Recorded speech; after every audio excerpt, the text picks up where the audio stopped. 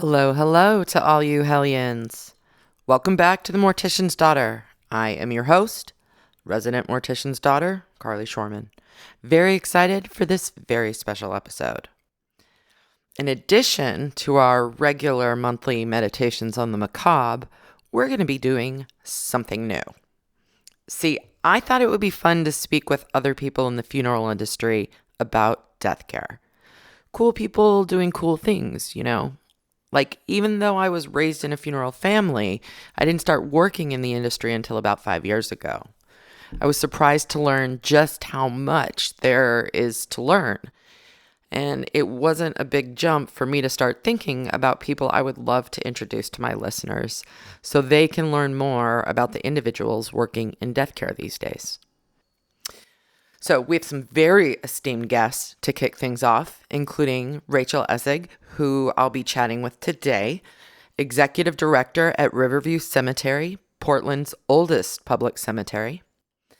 And then in November, I'll be joined by trans rights activist, artist, and ordained minister, Elena Rose.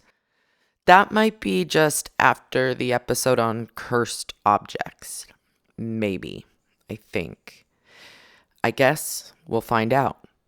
I've been really into artifacts lately, broadly speaking. Artifacts. I don't know what to say about that, but I guess I'm going to try and work it out. Okay, anyway, I'm really grateful to be able to connect with some wonderful people working in the funeral industry. Lots of individuals are leading the charge towards change, like Rachel from Riverview. Riverview Cemetery is a stunning and serene place located just west of the Selwood Bridge in Portland. It was first established in 1882, and Riverview serves people of all faiths. They offer aquamation and natural burial. They even host a regular scatter day for people who wish to scatter a loved one's cremains on their picturesque grounds. I highly recommend you visit Riverview should you find yourself in the Portland area. And with no further ado, let's say hello to Rachel.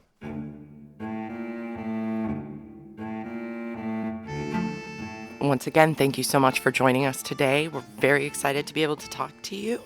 Can we begin with having you introduce yourself and tell us what your role is here? Yeah, my name is Rachel Essig. I'm the Executive Director of Riverview Cemetery here in Portland, Oregon. It's a beautiful space you have here. How long has the cemetery been in place? The cemetery was established 140 years ago in 1882 by several Portland families. Back then, it was about 350 acres. Now we're 167 acres as we sold some of it to the Trust for Public Land several years ago. What brought you into the funeral industry?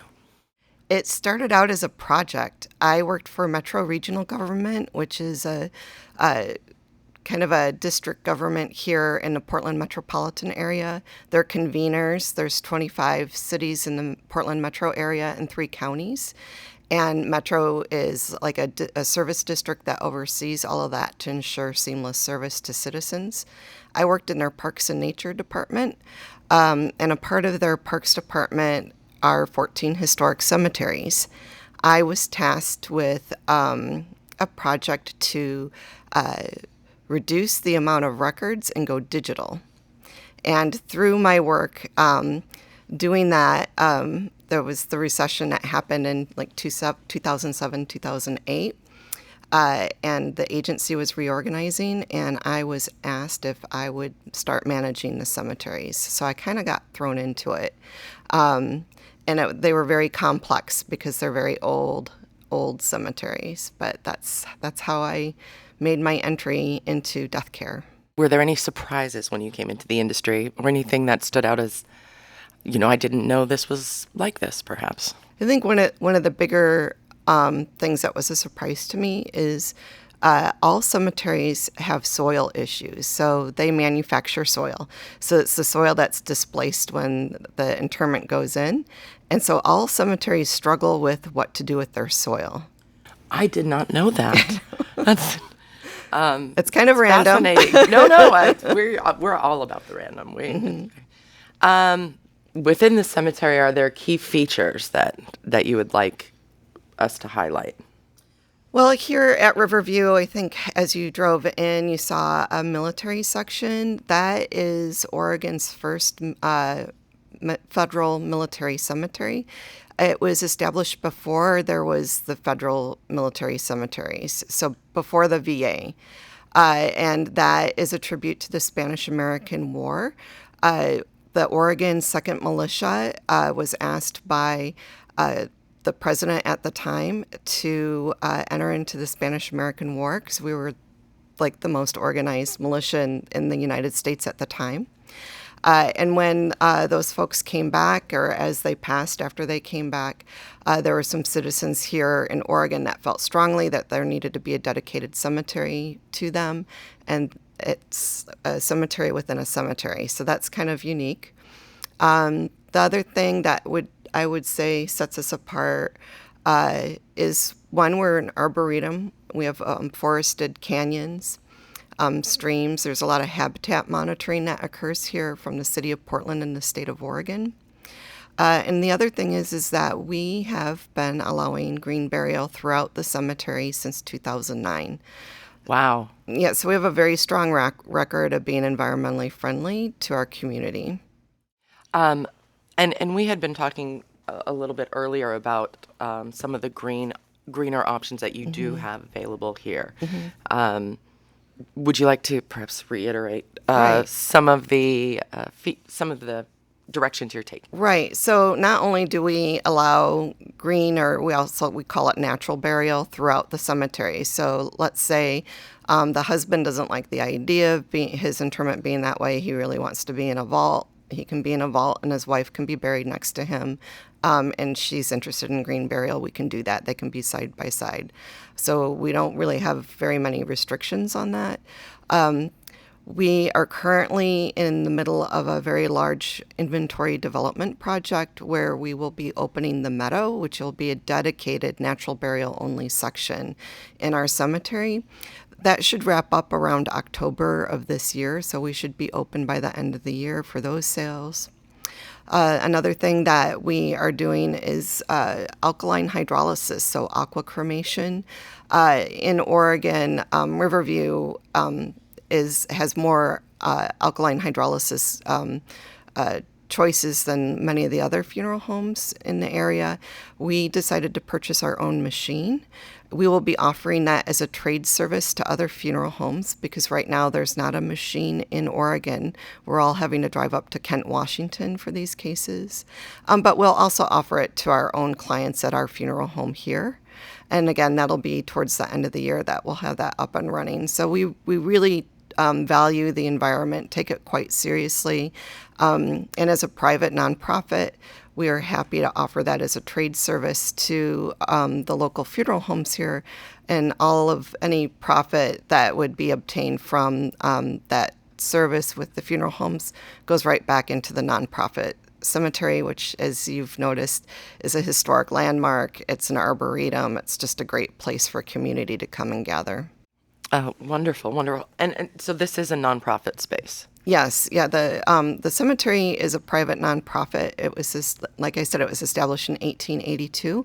It's always been like that. We're Portland's oldest endowment care nonprofit cemetery, and it's very forward-thinking people back in 1882 when they established this place.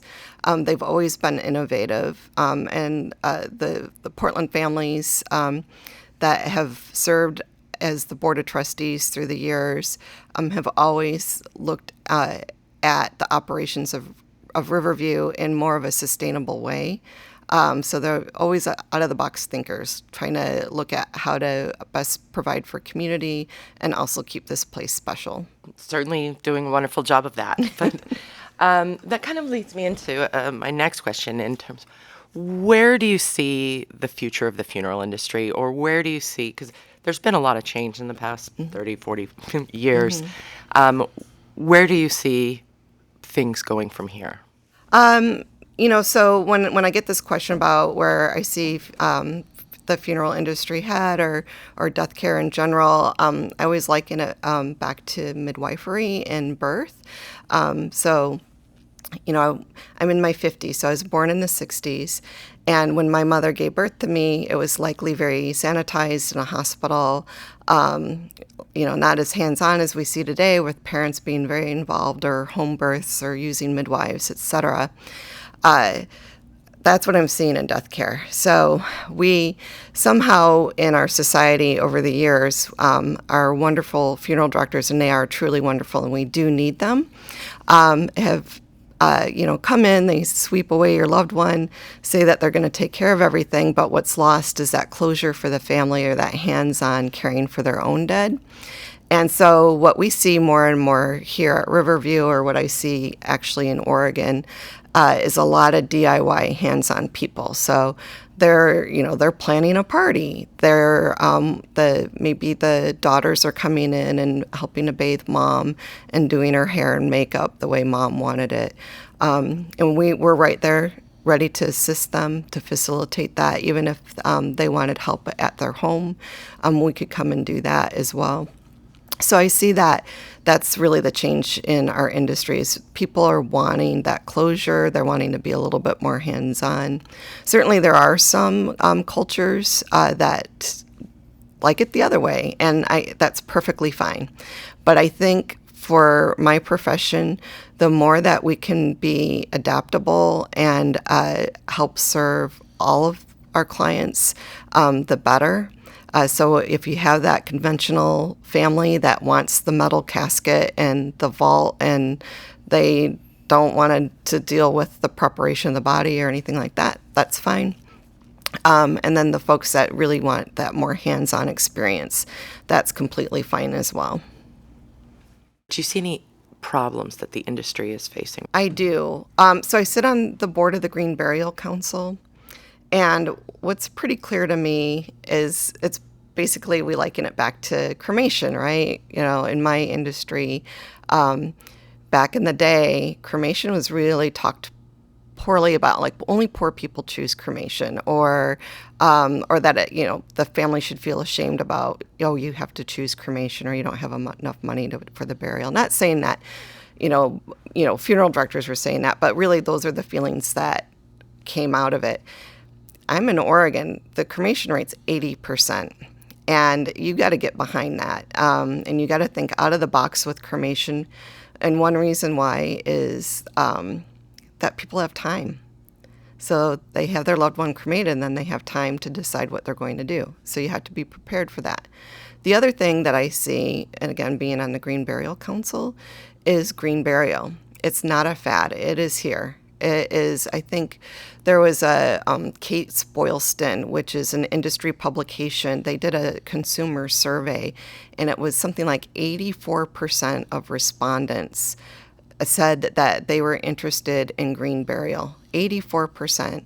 The NFDA had so that's the National Funeral Directors Association, they had a very similar survey, which was about 70% of the respondents were interested in green burial. And green burial's pretty easy to do. Like I said, here in Riverview, we mix it in with the conventional burial. It's not rocket science. It's something that humans have been doing before there was embalming or vaulted burial. And that was the Civil War. That's when we saw the change in all of that. But prior to that, those burials that happened before embalming was invented, those burials were green. I did not know that about the Civil War. That's fascinating. Yeah, that was the turning point. Interesting. Mm-hmm. As a cemeterian, I feel this is something that you might be able to speak to, is the importance of final placement. We see, 29 million Americans with cremains in their home. Mm-hmm. You can't go on TikTok without getting a wonderful scattering experience. Right. Where do you see the value in final placement? Yeah, I love to talk about this. It's sad. There's all these urns on mantles or in closets or in garages, and sometimes they wind up in Goodwill because people don't know what to do. They think that they're going to scatter, and for whatever reason, they can't pull the trigger and they need help. One thing that we've been doing at Riverview, and we do it every April, the Saturday around Earth Day, is we have Scatter Day. And we offer free scattering on our Stevens Creek Trail. So we record their loved ones' names in our records. So we treat it just like every other interment. But that day it's free. We handle about 16 families that day that want to do scattering, but it gives them an option. And what we find is those families are choosing perhaps, I'm going to put Dad's name on the cenotaph wall. The cenotaph wall is a piece of stone that you can engrave a name on. So giving them those options. Some of those families that come to us take a look around and say, I didn't know you could do that with cremated remains, because we have a lot of different cremation memorialization products on our grounds that folks can choose from. So they might decide, scattering isn't for me. I'm going to go ahead and place, grandma's urn underneath that beautiful headstone. I think people are just scared, like they don't know what to do with those cremated remains. And they, again, going back to feel maybe some shame about it. So giving them options. And with cremation, again, you can do so much. You can do something really simple as a scattering in a cemetery. And most cemeteries will record the loved one's name in their records. But we get families, too, that want something a little bit more elaborate, where they make, they order their own private columbaria, and that becomes their own little family estate. Maybe 12 urns can go in it or something like that. But it gives that permanence. It gives those future generations a place to go visit their loved one. They can come and visit Grandpa. They maybe remembered Grandpa, until they were 10 when he died. And without that permanent placement, maybe that person 30 years from the death really wants to go somewhere and reflect on Grandpa. But I have to say, you don't really have to there doesn't need to be cremated remains or a casket burial in a cemetery. You can go to a cemetery and ask to have memorialization, again, like on a cenotaph wall, or you can purchase an interment right and have a marker set for them. So if you do have a favorite cemetery or place, that's certainly an option that people can do. That's actually pretty common. And just briefly for folks listening, do you mind explaining interment options? So cemeteries are basically meant for the disposal of human dead. And so we talked about cremation and then the full body burial, casket burial.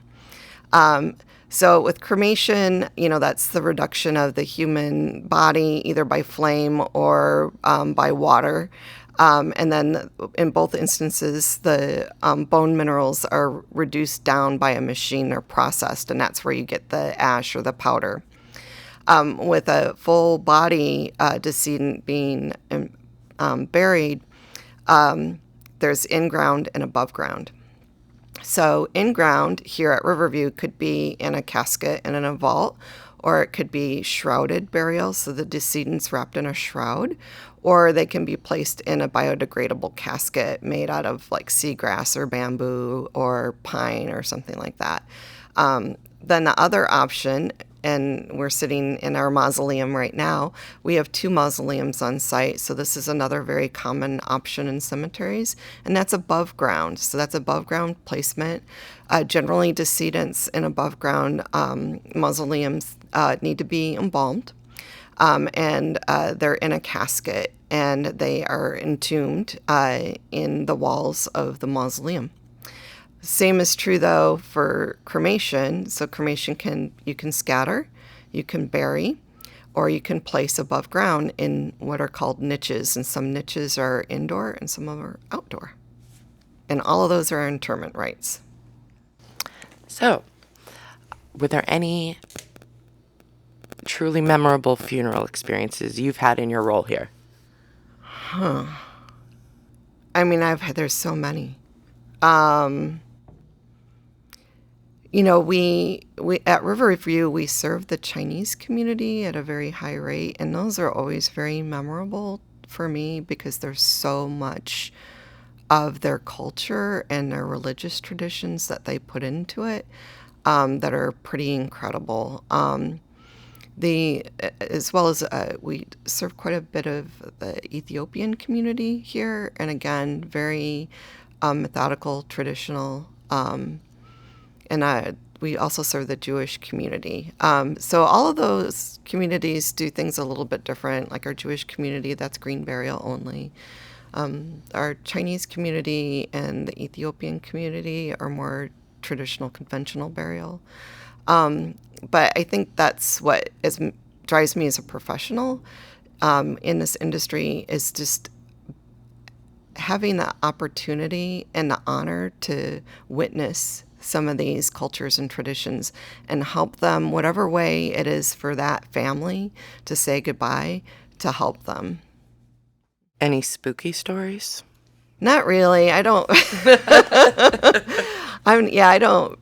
It's Don't not. subscribe to Yeah, not really. I've been doing this since 2007 and have very, very few stories, if any. I understand. Yeah. It seems like you serve a very wide demographic here, and you're knowledgeable and prepared to deal with different cultures, different religious faiths. Are there reserved spaces? I know with Jewish burial, oftentimes it's a... Yeah, so we have the Jewish cemetery at Riverview, and it's a distinct section, and it's 3 different congregations, and that's their special designated section. And then the rest of the cemetery is really quite secular and open to everyone. And does the cemetery, I know you had mentioned Scatter Day, are there other events that happen throughout the year that bring people into the cemetery where they can... Mm-hmm. Yeah, that's fair. Besides Memorial Day, which we always say is like Black Friday of cemeteries, we traditionally in December is our month that we do a lot of programming for the community. We participate in wreaths across America, and that's where people can sponsor a wreath for a veteran's grave. We work with the Young Men's Service League of Lake Oswego. They help place these wreaths, and we do a ceremony. And then the Daughters of the American Revolution Multnomah chapter here in Oregon, they're the folks that really get those wreaths sponsored for our veterans that are interred here. And that's typically like the second weekend in December. And then we are one of the few locations in the world that has an Angel of Hope. So there's a book called Christmas Box, and it's a story of a deceased daughter. And there's an artist that was very much inspired by this story, and he has created a statue, an Angel of Hope statue, and it's a girl. So we have an Angel of Hope here at Riverview, and every year we do a memorial service for children that have died. And then it's in honor of that story and that statue. And it's not just to our families that have lost a child, but open to other families in the Portland metro area that have lost a child. And it's very specific to parents that are mourning the loss of their child. And then we have our holiday service that we do every December, and that's open to the whole general public and our client families. And one other thing that we do for the community in December is, again, I've mentioned we're an arboretum, but we'll have evergreens out on our grounds for people to come and take a few to go home and make a wreath or what have you to decorate their homes. So those are some pretty traditional things that we're doing here at Riverview, along with Scatter Day, which we've just completed our 3rd year in April of that event. I love that. I have to say that's an innovative approach. So as I know, as a woman in the industry, when I first came into the funeral industry, it seemed like there was a predominant presence of, men running cemeteries, men as cemeterians. Mm-hmm. Have you seen that? Have you seen it change? Because it feels to me like there has been. Yeah, there's been in my career since 2007, I've seen a big change. I've experienced the same thing. I remember early on being a bit frustrated or feeling like I didn't have a voice. But more and more, I'm seeing women particularly come into leadership roles, which is great. The Mount Hood Community College that's here in Gresham, they have the mortuary science program, and I think that last I heard is they're having graduating classes of like 90% females. So we're seeing a huge turn in our industry. And one thing that is, I think, contributing to that is, mortuaries used to be handed down through families, and we're seeing less and less of that. So we're seeing, and if anyone's interested in becoming a funeral director, please look into it because there are not enough funeral directors out there. We need more funeral directors. So now we have these family mortuaries that are adding staff to their payroll that are not related to them. Just simply because there's a sheer need for it. Or these family mortuaries are getting bought out by corporations. So it is a profession that is open to all. I highly encourage people, if you're curious, look into it. Give me a call. Call me here at Riverview. I'll talk to you about it. But it's a highly rewarding profession for just about anyone. But yeah, I'm seeing a huge turn. And I know for us, one of the goals of this show is to help normalize conversations about death and dying. You had touched upon this with the midwifery example, where people have been so removed from it for so long that we're seeing more people sort of coming to the care process of death care. My question is, do you feel it's important for families to be having these conversations? Maybe what those conversations should look like, or what's important for families to discuss before they're looking for end-of-life needs? I think it's incredibly important. So in our industry, people hear terms of pre-need or pre-arrangement, and then they'll hear the term at need. So when you're making arrangements with families, the best case scenario as a professional is meeting with a family that the decedent had already prearranged, because we know exactly what they want to do. And they were upfront and proactive about it. The ones that are more painful for everyone involved are people that did not prearrange. And so as a professional, you're sitting with the family and watching them second guess themselves constantly. Am I doing the right thing? Is this what mom wanted? I don't know. Did mom like this? And then, you've got siblings that are debating, color of clothing or what have you. So I think it's an incredibly important conversation to have. Even just have the conversation. You don't have to buy something. But I have to say that paying for your prearrangement also relieves the burden of your family, so they're not scrambling to scrape together the funds for your final goodbye. So I'm a huge proponent about talking about it and making a plan. And even, I mentioned my age earlier. My mom's in her 80s. I sat her down, and she hasn't prearranged, but at least I know what she wants. We had the conversation. I took really good notes. I shared it with my brother, and at least we know what she wants, and that's the most important thing. So when her time comes, and hopefully it won't be for a long time, but we'll know what to do. As a funeral family, we've also had those conversations, and we certainly encourage other people to have them as well. Death care has become became sort of a taboo topic, and now we're seeing younger generations willing to have those conversations, which I certainly am excited. Yeah, one thing I've noticed too, and I give a couple of presentations about this, is we're seeing more and more millennials and Gen Z in our arrangement rooms when people are making arrangements. So if you think about it, the boomers have millennial and Gen Z kids, and the baby boomer wave, if you will, they're a huge population that are entering into older age. And so we're seeing younger people come in. The surveys I discussed earlier, they have some demographics on age. And what was interesting to me is that the millennials and the Gen Z responded higher about green burial than any other age group. And those two generations combined outnumber baby boomers and Gen Xers. And I think a lot of people don't realize that. So these younger generations that folks like to complain about, they're the ones that they're the ones that'll eventually be taking charge of our country and really driving our consumer habits. So, where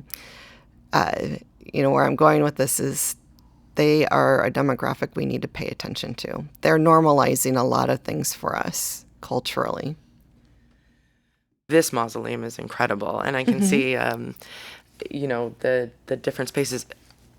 The way that the marble lines run together in the mausoleum is amazing. So each floor, if you guys are here a little bit longer today, that's fine, walk around. But each level and each corridor are different colors of marble. We even have pink, like Pepto pink. So feel free to walk around and check it out. The mausoleum was built in the 40s. And then the chapel that you saw and the stained glass that you see around, the chapel was designed by a very famous architect named Pietro Beluschi. He designed the Symphonic Hall in Baltimore and in San Francisco, some cathedrals around the United States, the Portland Art Museum here in Portland, Lewis and Clark College. So it's very, very mid-century 40s vibe in there. And then the stained glass was commissioned by the Adams family, who have served as trustees since the beginning of Riverview. And that stained glass is by a famous artisan by the last name of Connick. Well, it's a lovely space, and Thanks. We're excited to check out a little bit more of it. Thank you so much, Rachel, for taking time out of your day to chat with us. I encourage all of our listeners who enjoy a good cemetery stroll to head down to Riverview when in Portland. And of course, for our listeners in Oregon, Riverview Cemetery offers beautiful historic grounds with a modern take on compassionate and inclusive death care. We have to remember, the future is now. With that, I'll bid you farewell.